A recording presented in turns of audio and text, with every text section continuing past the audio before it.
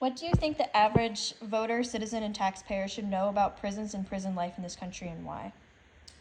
I think they should know how much it costs per prisoner to keep them in prison per year, and how much that's costing the average taxpayer per year of their taxpayer money to house criminals, especially violent criminals, in terms of if we're keeping people in jail that we know we're never going to let out of jail. We know that they've gotten, 6 consecutive life sentences. They're going to, they've been sentenced to 300 years in prison, which I think is ridiculous in and of itself.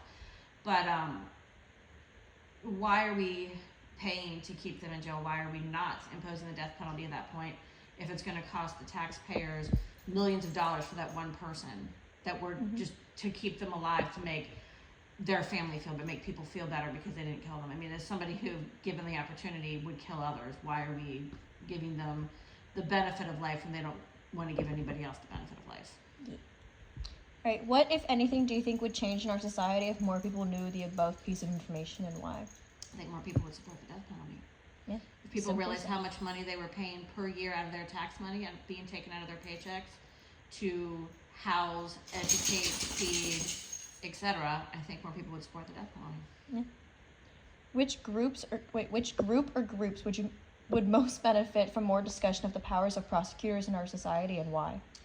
People who are at risk of committing crimes and being criminals. There needs to be fear of prosecution in this country, and not only fear of prosecution, there needs to be fear of punishment. That's one of the things we've gotten away from in this country, is actual punishment and actual consequences for crime, and therefore there's no deterrence. I mean, people, what's going to happen to them? Why shouldn't I commit? Why shouldn't I steal the car? What are you going to do to me? Oh, you're going to keep me in jail overnight and then let me go.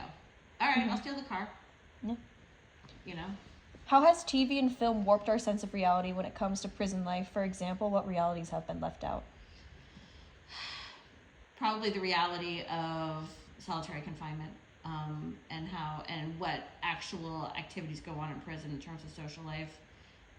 Movies tend to make it seem like they all eat in big groups at these very social dining tables, and like Shawshank Redemption, for one. I mean, you watch that movie and it makes it look like they just go to bed at night, but other than that, they're out playing sports, having, eating a tail with 12 other guys, having a conversation, things like that. So I think it doesn't give us an actual realistic view of it. All right, thank you.